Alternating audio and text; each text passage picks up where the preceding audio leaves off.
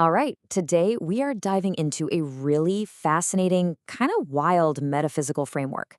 The core idea that reality itself is a programmable code. And believe it or not, right at the center of this entire system is the island of Jamaica. So let's get into it and see if we can decode this thing together. So, the whole system we're exploring today kicks off with this pretty fundamental shift in how you see things.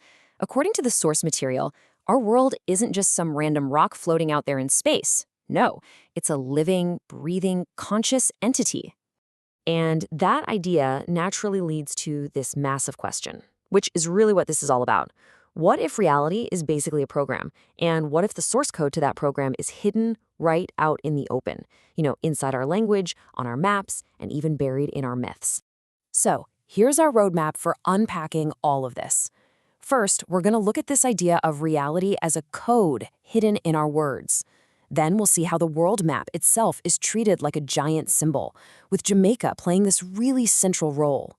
From there, we'll get into the island's unique energy and myths, before tying it all back to the nature of consciousness itself. And maybe most importantly, your role right in the middle of it all. Okay, first step, a programmable reality. The idea here is that language isn't just for talking to each other. It's actually a key, a way to unlock the very code of our existence, mostly through sound and a bit of clever wordplay. Let's start with a really simple example from the source. Just try saying the words, have fun out loud. Say it kind of fast. Hear that? Heaven. The framework suggests that the sound itself reveals a hidden meaning. The state of being is embedded right there in the instruction for how to get there. And, the logic just keeps building on itself. If heaven is have fun, well, what is fun? The source decodes that as an instruction too. Fly up now. So the path to heaven is to elevate your state of being, right here, right now. This whole decoding thing even applies to how we think about the world itself. The source suggests world is actually world, like a spinning cyclical process, not some straight linear story. And to really see it for what it is, well, that's to spy real, to actually perceive that underlying spiral of truth. So if language is code, what about geography? This is where it gets really interesting. Next, we're going to see how this framework takes its decoding method and applies it to something we all think we know, the world map. Okay, so in this view, the Americas are literally mapped onto the human brain. North America is said to represent the logical, almost machine-like left brain. South America, that's the creative, spiritual right brain. And what's nestled right there between them, in the exact position of the pineal gland, Jamaica, which is seen here as the mythical third eye, the very seat of our intuition. And that idea brings us right to the heart of this framework, Jamaica's role as the main deck. It's not just an island. In this system, it's the absolute center of authentic awareness. You can really see the key distinction in the wordplay here. America gets decoded as a mirror I see a.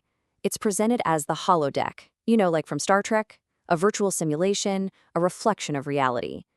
But Jamaica is decoded as I am AICA. Notice the difference? I am. That's the main deck. This isn't the simulation, it's the point of authentic awareness from which the simulation is being observed. And the framework points to even more clues for this unique frequency. I mean, think about it. Jamaica's flag is the only one in the entire world that doesn't have red, white, or blue. And the region itself, the Caribbean, it's interpreted as the carry being, a kind of vessel for transporting consciousness through space-time.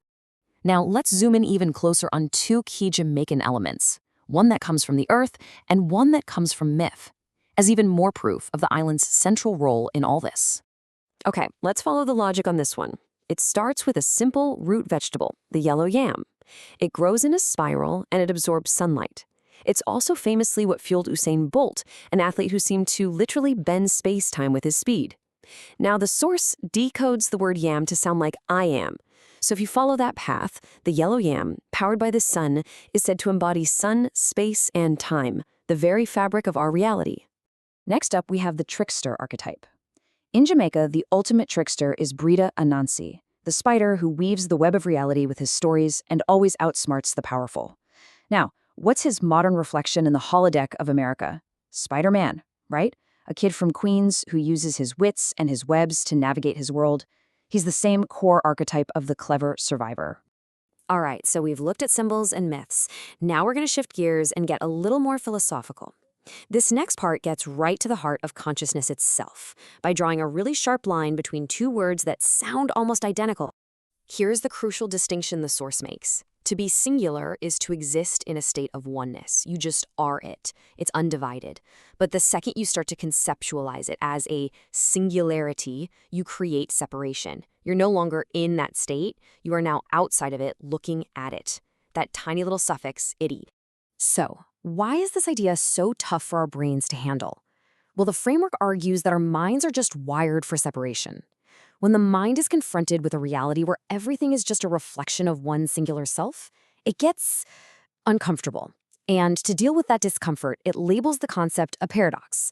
It's like a mental escape hatch to avoid a truth that feels a little too unsettling. And that brings us to the final piece of the puzzle, and honestly, the most personal part of this whole framework. The idea that you, the person listening to this right now, are the absolute center of your own reality. Now this is a radical reimagining of our planet. The source suggests Earth doesn't have an inherent shape. It's not flat, it's not round. It is a living field of light. And that dome we think we see above us, it isn't some physical structure. It is simply the natural limit of our perception, the shape of the lens of our own eye rendering reality. This all culminates in what might be the ultimate takeaway. The only thing that is actually truly real is your direct experience in this exact moment, your now. Everything else, the past, the future, it's all just a story. And in your reality, you are the one necessary condition for anything to exist at all. So, we're going to end with a little provocative challenge from the source, which claims its magic only works if you react to it. So here it is, for you, right now. Based on how your nose feels, you're going to sneeze within the next 60 seconds. Now, whether you do or you don't, that little thought just put you at the absolute center of your own experience, which I guess is the entire point.